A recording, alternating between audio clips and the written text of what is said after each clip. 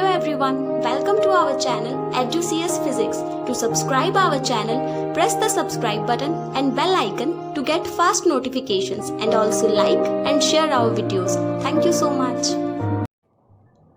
Hello students, welcome to our channel EduCS physics. आज हम सतत आवेश वितरण के बारे में डिस्कस करने वाले हैं। इससे पहले हमने कूलाम का नियम पढ़ा था, गाउस का नियम भी पढ़ा था और विद्युत फ्लक्स क्या होता है इनके बारे में पढ़ा था। आज हम पढ़ेंगे सतत आवेश वितरण के बारे में। आप लोगों को बता दूं कि ये जो टॉपिक आज हम पढ़ रहे हैं इसकी PDF हमारे टेलीग्राम चैनल पर उपलब्ध है, तो आप वहाँ से डाउनलोड कर सकते हैं। टेलीग्राम की लिंक मैं नीचे डिस्क्रिप्शन में डाल रहा हूँ, तो वहाँ से आप टेलीग्राम में ज्वाइन कर लीजिए और PDF को डाउनलोड कर लीजिए। तो चलिए करते हैं स्टार्ट हमारा टॉपिक सतत आवेश वितरण। तो वीडियो को एंड तक देखना, वरना ऐसे आपको टॉपिक समझ में नहीं आने वाला है। तो देखिए, सतत आवेश वितरण होता क्या है। हमें पता है कि आवेश एक विविक्त भौतिक राशि है। अब बात करें विविक्त की। विविक्त क्या होता है? विविक्त का मतलब होता है टुकड़ों में या लगातार न होकर, रुक रुक कर, उसे हम बोलते हैं विविक्त भौतिक राशि। तो वो होती है विविक्त भौतिक राशि। इससे पहले भी हमने आवेश के क्वांटीकरण के बारे में डिस्कस किया था एक वीडियो में। आप देख सकते हैं, ऊपर आई वाला जो बटन है वहां पर क्लिक करके देखोगे तो आपको आवेशों के जो गुण हैं उसके बारे में आएगा। तो उसमें आएगा आवेशों का क्वांटीकरण। उसमें हमने डिस्कस किया था विविक्त भौतिक राशि, आवेशों का क्वांटीकरण। तो देखिए, आवेश एक विविक्त भौतिक राशि है और आवेश के एक क्वांटा का मान किसके बराबर होता है? एक इलेक्ट्रॉन के परिमाण के। ये देखिए, हमारे पास आवेश एक विविक्त भौतिक राशि है। आवेश के एक क्वांटा का मान एक इलेक्ट्रॉन के परिमाण के बराबर होता है। यह मान बहुत कम होता है। कैसा होता है? बहुत कम होता है। अतः हम किसी वस्तु को अगर थोड़ा सा भी इलेक्ट्रॉन देते हैं तो उस पर अधिक मात्रा में आवेश चले जाते हैं। अतः किसी वस्तु को अल्प इलेक्ट्रॉन देने पर अत्यधिक मात्रा में आवेश आ जाते हैं। अब देखिए, थोड़ा सा इलेक्ट्रॉन देंगे तो आवेश कैसे आ जाएंगे? बहुत सारे। तो इसका मतलब क्या होगा कि इनमें विभेद करना मुश्किल हो जाएगा। जैसे मान लीजिए आपके पास बहुत सारे कंचे हैं, मार्बल बोलते हो जिसको, मार्बल कंचे। उसमें से सारे कंचे काले रंग के और उसमें से आप एक नीले रंग का कंचा डाल देते हो, तो आप लोगों को उसमें विभेद करना मुश्किल हो जाता है कि इसमें से नीले रंग का कौन सा है और काले रंग का कौन सा है। थोड़ा मुश्किल हो जाता है। तो ठीक इसी प्रकार से यह है कि अधिक मात्रा में आवेश आ जाते हैं जिससे इनमें विभेद करना मुश्किल हो जाता है। एक दूसरा उदाहरण के द्वारा समझ सकते हैं। जैसे मान लीजिए आपके पास ये एक स्केल है। आप इस स्केल को आवेश देते हो। पहले इसको आपने दिया 10 कूलाम आवेश, फिर आपने इसको दिया 20 कूलाम आवेश, फिर 25 कूलाम। तो ऐसे अलग अलग टुकड़ों में दे रहे हो। पहले तो 10, फिर 20, फिर 25, ऐसे अलग अलग टुकड़ों में। लेकिन जब इस पर जो आवेश है, पहले तो हम क्या देने इसको? इलेक्ट्रॉन। लेकिन बाद में क्या होता है, जो आवेश है वो बहुत सारे आ जाते हैं। तो हम इसको अलग अलग ऐसे नहीं दे सकते कि यहाँ पर 10 कूलाम है, यहाँ पर 20 कूलाम है और यहाँ पर 25। वो सारे मिक्स हो जाते हैं। तो इसको बोलते हैं हम विभेद नहीं कर सकते और यह सतत प्रतीत होते हैं। सतत का मतलब ऐसा लगता है कि मानो हमने इसको लगातार आवेश दिया हो। अतः आवेश का इस वितरण को हम क्या बोलते हैं? सतत आवेश वितरण कहते हैं। और सतत आवेश वितरण, ये आवेश का जो वितरण है ये कितने प्रकार का होता है? 3 प्रकार का होता है। कौन कौन सा? रेखीय आवेश वितरण, दूसरा है पृष्ठ या क्षेत्रफल या क्षेत्र आवेश वितरण, और तीसरा है आयतन आवेश वितरण। तो अब बात करते हैं रेखीय आवेश वितरण के बारे में। तो रेखीय आवेश वितरण देखिए, मान लीजिए हमारे पास एक तार है। एक तार है, तो जब तार को हम आवेश देते हैं तो तार कैसा है? एक रेखा के जैसा। तो जब तार को आवेश दिया जाता है तो वो आवेश एक रेखा पर वितरित हो जाता है। तो उसे हम क्या बोलते हैं? रेखीय आवेश वितरण बोला जाता है। डेफिनेशन देखते हैं। जब आवेशों का वितरण किसी रेखा पर होता है तो आवेश के इस वितरण को रेखीय आवेश वितरण कहते हैं और इसे लैम्डा द्वारा प्रदर्शित किया जाता है। किसके द्वारा प्रदर्शित करते हैं? लैम्डा के द्वारा प्रदर्शित करते हैं। डेफिनेशन एक और क्या बनेगी, एकांक लंबाई में आवेशों का वितरण रेखीय आवेश घनत्व लैम्डा कहलाता है। क्या कहलाता है, रेखीय आवेश घनत्व लैम्डा कहलाता है। क्लियर है मेरी बात। देखिए अल्प लंबाई मतलब छोटी सी लंबाई के लिए रेखीय आवेश घनत्व लैम्डा क्या होगा, dq अपॉन dl हो जाएगा। क्या हो जाएगा, dq अपॉन dl। अब बात करें इसके मात्रक की, जो रेखीय आवेश घनत्व है इसका मात्रक क्या होगा, तो आवेश dq है, ये आवेश है, आवेश का मात्रक क्या होता है कूलाम, और dl क्या है लंबाई, लंबाई का मात्रक क्या होता है मीटर, तो इसका मात्रक क्या हो जाएगा कूलाम पर मीटर हो जाएगा, ये इसका मात्रक है। अब इसके लिए हम तीव्रता निकालते हैं, मतलब एक तार के ऊपर जो तीव्रता उत्पन्न होगी वो कितनी होगी। देखिए ये हमारे पास एक बहुत लंबा तार है और इस लंबे तार का हमने एक छोटा सा टुकड़ा लिया, मतलब बहुत छोटा, चित्र में आपको बड़ा दिख रहा होगा लेकिन ये तार का टुकड़ा कैसा है, बहुत छोटा है, और इसकी लंबाई कितनी है dl, और हम इसको धनावेश दे रहे हैं। आप धनावेश या ऋणावेश कोई सा भी आवेश दे सकते हैं, इससे कोई प्रभाव नहीं पड़ेगा, हम इसको धनावेश दे रहे हैं। और इस तार से स्मॉल r दूरी पर एक परीक्षण धनावेश Q नोट रखा गया है। कौन सा आवेश, Q नोट परीक्षण धनावेश, इसका मान बहुत कम होता है। तो अब देखिए, माना अल्प लंबाई dl के तार पर हम dq आवेश वितरित है, कितना है dq आवेश वितरित है, मतलब इसके ऊपर दिया गया है। इससे r दूरी पर कोई आवेश Q नोट रखा गया है, r दूरी पर कौन सा है Q नोट।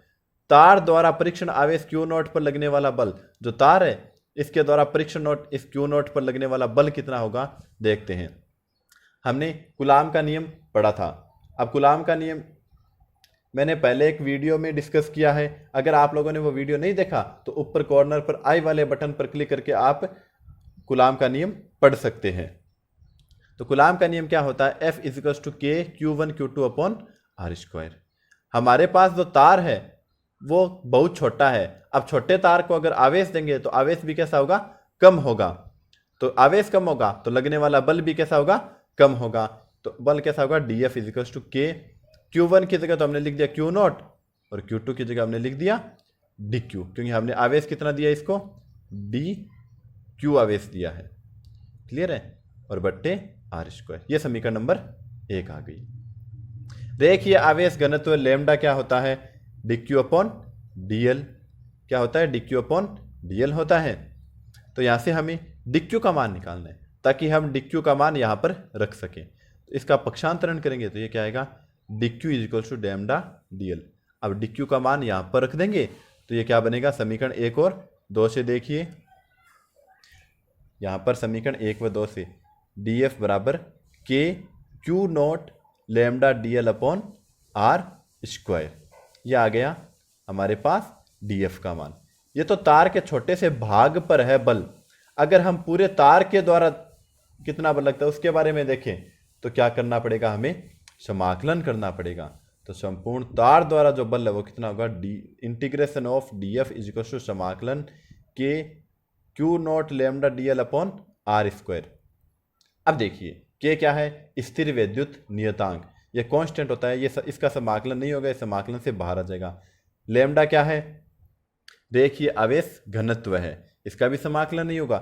Q नोट क्या है, परीक्षण धनावेश है, इसका मान बहुत कम होता है और लगभग हम फिक्स मानते हैं, फिक्स होता है इसका मान, तो ये भी समाकलन से बाहर आ जाएगा। तो समाकलन किसका होगा, dl अपॉन r² का। तो देखिए आगे f का समाकलन क्या हो जाएगा, df का समाकलन क्या हो जाएगा f, और यहाँ पर समाकलन से बाहर आ गया और ये क्या होगा, dl अपॉन r²। अब तार के द्वारा जो उत्पन्न तीव्रता है वो कितनी होगी, E = F upon Q note. हमने विद्युत क्षेत्र की तीव्रता के बारे में भी पढ़ा है, तो E = F upon Q note. अब F का मान ये देखिए यहाँ पर आपके पास दिख रहा है, ये मान यहाँ पर रखेंगे हम, तो क्या आएगा, K Q नोट लैम्डा समाकलन dl अपॉन r² बट्टे Q नोट। Q नोट से Q नोट कट जाएगा तो क्या बचेगा, E = K lambda integration dl upon r², जो कि तार की तीव्रता है। क्या आ गई हमारे पास, तार की तीव्रता आ गई। अब बात करें पृष्ठ या क्षेत्र आवेश वितरण की। पृष्ठ या क्षेत्र आवेश वितरण क्या होता है, मान लीजिए हमारे पास एक समतल पृष्ठ है, एक कोई पृष्ठ मान लेते हैं, ठीक है। जैसे एग्जाम्पल के रूप में ये हमारे पास एक पृष्ठ है कुछ इस तरह से, ये हमने एक पृष्ठ लिया है, ठीक है। इस पृष्ठ को हम क्या दे देते हैं, आवेश देते हैं। तो आवेश क्या होता है, इस पूरे पृष्ठ पर फैल जाता है। तो जब किसी पृष्ठ को आवेश देने पर आवेश चारों ओर फैल जाता है तो आवेशों का यह वितरण क्या कहलाता है, पृष्ठ आवेश वितरण कहलाता है, या क्षेत्र आवेश वितरण भी बोला जाता है। तो चलिए डेफिनेशन पढ़ते हैं इसकी। जब आवेशों का वितरण किसी पृष्ठ पर होता है तो आवेश के इस प्रकार के वितरण को क्या बोलते हैं, पृष्ठ या क्षेत्र आवेश वितरण कहते हैं। डेफिनेशन के अकॉर्डिंग इसका फॉर्मूला कि इसको बोलते क्या है, इकाई क्षेत्रफल पर वितरित आवेश को कितने क्षेत्रफल पर, इकाई क्षेत्रफल 1 मीटर स्क्वायर होना चाहिए। इकाई क्षेत्रफल पर वितरित आवेश को क्या बोलते हैं, पृष्ठ आवेश घनत्व सिग्मा कहते हैं। क्या कहते हैं, सिग्मा। ये सिग्मा का चिन्ह है। आगे देखिए, अब अल्पांश क्षेत्रफल हमारे पास ds, इसके लिए पृष्ठ आवेश घनत्व सिग्मा कितना होगा, dq/ds। क्षेत्रफल कम है तो आवेश भी कैसा होगा, कम। ये जो पृष्ठ आवेश वितरण है और आगे आयतन आवेश वितरण पढ़ेंगे, ये दोनों के दोनों रेखीय आवेश वितरण के समान है, बिल्कुल एक जैसे हैं। अब अगर हम इसके मात्रक की बात करें, आवेश का मात्रक कूलाम और क्षेत्रफल का मात्रक क्या होता है, मीटर स्क्वायर। तो ये हो गया इसका मात्रक, कूलाम पर मीटर स्क्वायर होता है। अब इसके लिए हम तीव्रता निकालते हैं। तीव्रता कैसे निकालेंगे, ये हमारे पास एक क्षेत्रफल है, S क्षेत्रफल है। इसको हम धनात्मक आवेश देते हैं, धनावेश देते हैं, और इसके किसी छोटे से टुकड़े के ऊपर बात करते हैं। ये हमारे पास एक छोटा सा टुकड़ा है, मान लेते हैं ds है, और इस ds टुकड़े से स्मॉल r दूरी पर एक परीक्षण धनावेश Q0 रखा गया है, और हमें यहाँ पर क्या निकालनी है, विद्युत क्षेत्र की तीव्रता निकालनी है। तो देखिए कैसे निकालेंगे विद्युत क्षेत्र की तीव्रता। माना किसी पृष्ठ के अल्पांश क्षेत्रफल ds से r दूरी पर कोई परीक्षण धनावेश Q0 रखा गया है। ये r दूरी पर यहाँ पर परीक्षण धनावेश है।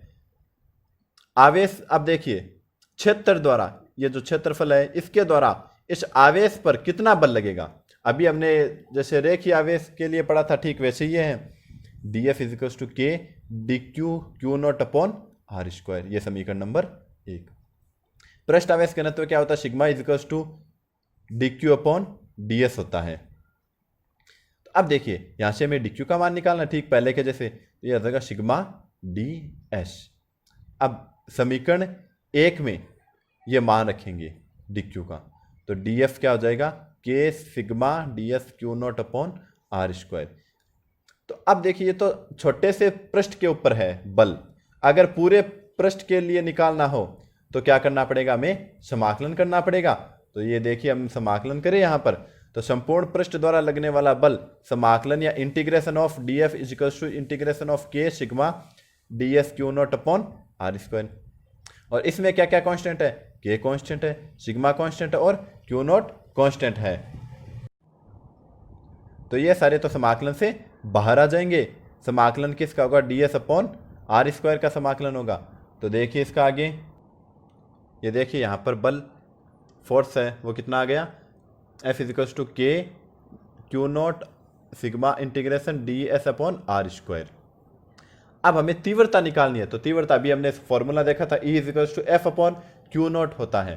तो F की वैल्यू ये रही हमारे पास, यहाँ पर वैल्यू रखेंगे तो Q0 से Q0 कटेगा, तो तीव्रता कितनी आ जाएगी, k sigma integration of ds/r², जो कि पृष्ठ की तीव्रता है। कहाँ पर, r दूरी पर Q0 रखा गया है, उसकी ऊपर तीव्रता है।